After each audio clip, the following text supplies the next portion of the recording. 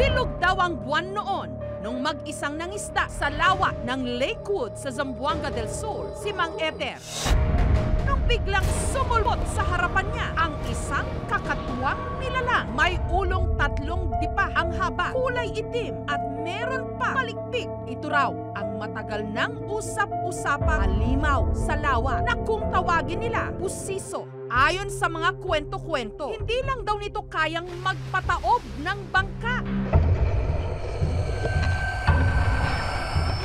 Nangunguha at nangangain din daw ito ng tao. Doon ako'y namukot man mi sa una, na tukang gabi nga na misulik, nagkuha mismong pukot, kuha mag-isda. Nakakita siya dako kayong busiso, itong nahadlok siya, uli siya direct. Ang lawa ng Lakewood may lawak na mahigit 800 hectares, lalim na umaabot ng 300 feet at isa sa pinakamalaking body of water sa Zamboanga del Sur. Dito naglalaba, maliligo. Itong lake is a water source namin. Bagamat payapa ang lawa, may ilan pa ring natatakot dito. Bawal daw magsabi-sabi ng ano-ano, baka magalit daw ang alon daw ng malaki. Residente rito, ang tribong Subanen. Tahimik daw ang pamumuhay noon ng kanilang tribo. Hanggang inatake ang kanilang mga ninuno ng busiso.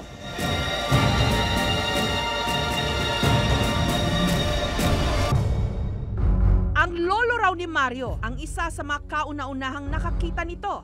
Matapos ang 7 araw na pakikifiesta sa ibang bayan, naglayag daw sa lawa ang kanyang lolo kasama ang mga kapatid nito. Isa raw sa kanila na isipang kumanta. Kani babatan, buluto ulong lumpapa, kalulaod lumbayaw. Di orong manggo ring maasin, do manggo ring matabang.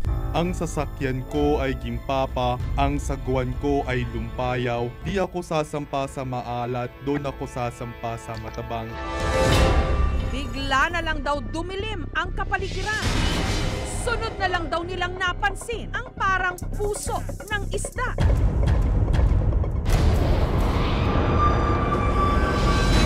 Kinain na raw pala sila kasi ng busiso. Nagsiga, naghaling, patubo gapoy. Patubay lang gapoy, kay nebinalan, guanlan, tugulaw to. Medliga ay gapoy, minitaan lan, pusong. Halaw rito kunutan lan, may sinigirulit, doon imirulinta. Pero napatay raw nila ang busiso matapos daw ang engkwentrong yon sa halimaw. Nag-iba ang itsura ng magkakapatid. Ang kanilang mga mata naging kulay abo. Nakabulog yung mata nun. Kaya, murag Amerikano. Katunayan, namana raw ang kulay abong mata ng kanilang lolo. Yamito ko namin po, biro lang misra. At hindi lang daw pala nag-iisa ang busiso sa lawa. Dahil noong 1974, may umatake raw na isa pang busiso. At ang isa raw sa mga nakasaksi noon, buhay pa hanggang ngayon, si Eduardo. Kwento ni Eduardo, matapos dumalo sa isang kasal, naglayag silang pauwi kasama ang ilan niyang mga kaibigan. Nung bigla na lang daw kantahin ni Eduardo ang isang pamilya na awitin o chant. Ang bangka ko ay lilibang, ang sagwan ko ay lulumbayaw. Nandoon kami sa birthday sa kabila ng lake. Kanta sa Subanen, baloto o lipapa, lola o lumbayaw, di arengo re maasin, dengo aring matabang. Maya-maya lang daw.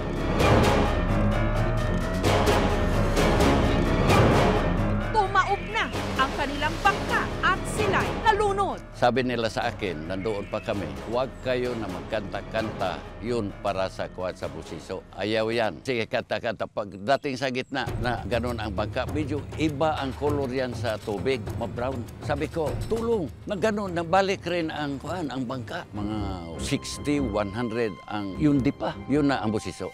Natapakan pa nga raw ni Eduardo ang busiso. Yung ulo ng busiso, naapakan ko doon. Yan, nabalik ako. Galit naman sila sa akin. Yan na, kalukuhan mo. Ang katribo nilang Sinilda, pinag-aralan daw ang mga kwento tungkol sa busiso. Ang busiso ay isang malaking isda. Masyadong mahaba, madulas. Yung aura niya, pangangatawan niya, snake ang pinagkaiba, walang kaliskis. Dahil sa nangyari sa kanilang mga ninuno, ipinagbabawal na raw nila ang pagkanta o pagchant tuwing sila'y namamangka sa lawa. Hindi mo makikita ang busiso, pero mayroong mangyayaring masama. Mababaliktad yung bangka. Malulunod yung mga tao. Ang paniniwala ng mga banyan namin, yun ay ginagamit ng mga masasamang espiritu. Kitilang sila ng buhay. Dahil sa laki niya, kahit naman hindi siya kakain ng tao, gagalaw lang siya. Kapag may namamangka, malulunod talaga. Pero meron nga ba silang dapat talagang katakutan sa lawa? Para malaman yan, kasama ang fishery technician ng munisipyo, humingi ang aming team ng permiso kay Nilda kung pupwede niyang samahan ang aming team na maglayag sa lawa at subukang kantahin ang sinasabi nilang chant na nagpapalitaw sa busiso. Hindi ko kaya. Pwede naman yung iba. Ituro ko na lang yung chant. Para masiguro ang kaligtasan ng aming team, may mga pulis na nakaabang at nakahandang rumisponde. Pinagsuot din ng aming team ang bangkero at ang dalawang taga-munisipyo ng life vest. Maya-maya pa, lumayag na sila sa lawa.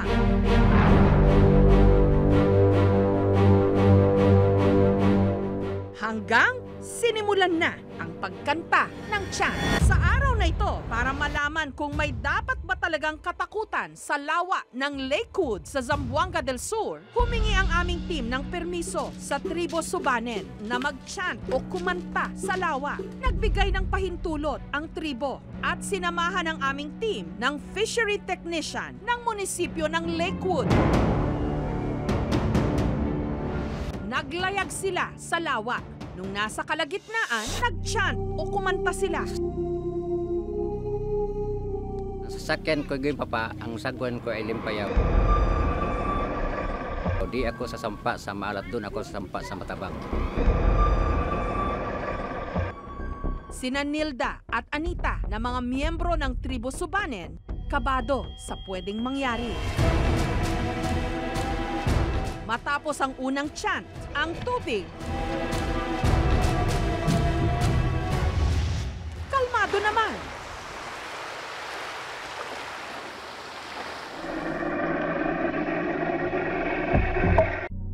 Sa sasakyan ko gawin papa, ang sagwan ko ay limpayaw.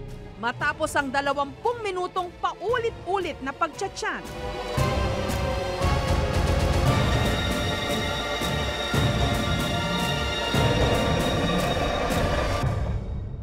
walang busisong nagpakita. Wala man ako nakitang mga species nga nagpakita sa akin. So, para sa akin, hindi ko niwala na mayroong busiso. Masaya ako na hindi siya nagpapakita at naniniwala ako. Hindi rin siya magpapakita kasi hindi naman katribo yung naghahanap sa kanya. Kami lang, kasi kami ang kadugo. Irespeto naman nila ang mga beliefs ng mga Subanan, ang paniniwala. Kasi kaakibat yan ng buhay namin. Isa pa sa mga dapat suriin kung totoo bang kaya nagkulay abo ang mata ng ilang mga taga rito ay dahil iniluwa ng busiso ang kanilang mga ninuno. Yung mga matatanda doon sa nakatira sa Wiswangan, yung mga Subanen na punang-unang nang nakatira dito, baka pagdating ni Leonard Wood dito, governor ng Moro Province noon, baka nahaluan sila kasi yung mga Amerikano yon. Yung mga mata nila parang ganun din at saka mapuputi. Lumipas ang ilang mga taon, may mga taong pumunta dito. Si General Leonard Wood nagpunta dito, nag-merge sa mga Subanen at siya yun ang pangalan ng Lakewood. Samantala, sa tabi ng lawa ng Lakewood, may itinayong resort. Para ma-enjoy talaga yung mga turista na pumupunta dito. Hindi lang mag-relax, ma-enjoy pa sila sa mga lahat ng mga rides. Meron tayong zipline, meron din tayong mga water rides, gaya ng jet ski, meron din tayong kayaking, meron din tayong floating restaurant na pwede sila doon mag-lunch habang naka-tour around the lake. At kamakailan lang, nagkagulo nung may nahuli ang kanilang pool attendant. Hinala ng iba. Ito ang kinatatakutang busiso at ang nakahuli raw nito, si Renante. Para siyang ahas na malaw siya. Tapos tinawag ko yung hali ka rito, may nakita akong malaking isda. Pinuntahan niya tapos ihan nagkuha siya og kanang kutsilyo. Nakuha din na igo man diri sa ulo. Lagpas 1 metro at may bigat na 12 kilo. Iniluto raw nila ito. Ang nakuha raw kasi ni Renante, hindi ang kinatatakutang busiso, kundi kasili o igat na may kapasidad daw talagang lumaki ng husto. Tahanan daw talaga ng malalaking isda ang Lakewood. A clean environment and a clean quality of water, definitely life-sustaining yan. So you could expect nga mas maraming isda at lumalaki healthy, mas malaki sila. Pero imposible raw na ang mga kasili lumaki gaya ng sinasabi sa mga kwento-kwento. 4 feet or 3 feet na mga eels, there is a possibility. Siguro yung mga nalulunod dyan because of too much activity and too much tagalan na sa tubig. Hindi naman aggressive yung eel. So far ma'am, parang yung busiso ma'am, parang story na lang ma'am ba? Sobrang na ako dito mga 20 years. Wala mang ganun na nangyari mga may busiso, nakita ng mga tao. Naniniwala ang maraming mga tribo na merong espiritu at saka mga kaluluwa ng mga ninuno na siyang gumagabay sa buhay ng mga tao. Bumabalik sila sa lupa, pumapasok sila sa loob ng isda, sa loob ng mga puno. Gusto nilang buhayin ng mga tradisyonal na mga paniniwala nila para buo ang komunidad nila. So yung tinatawag nating ethnic identity, binibigyan buhay nila ang pagkakaiba ng kanilang kultura sa pamamagitan ng pagbibigay buhay, no, sa mga sinaunang paniniwala. Iba't iba ang ating kultura, galang natin, basta't hindi nakakasama sa ibang tao. Marami din tayong mga sinaunang mga paniniwala na nakakabuti sa mga tao. Sa mga turista, wala namang dapat ikabahala. Sa ngayon, may mga irerespeto lang tayong mga tradisyon ng Subanin. Patuloy mang ipinapasa-pasa ang mga kwento tungkol sa busiso sa lugar na ito. Hanggang ngayon, wala pa ring konkretong ebidensya tungkol dito. Gayunman, mukhang matibay ang kapit nito sa mga tribong dito naninirahan. Lalo't bahagi ng kanilang kasaysayan. Ang mga kwentong bayan katulad ng sa busiso, mahirap na itong burahin sa kanilang mga paniniwala. Mga kapuso, kung nagustuhan niyo po ang videong ito, subscribe na sa GMA Public Affairs YouTube channel and don't forget to hit the bell button for our latest updates.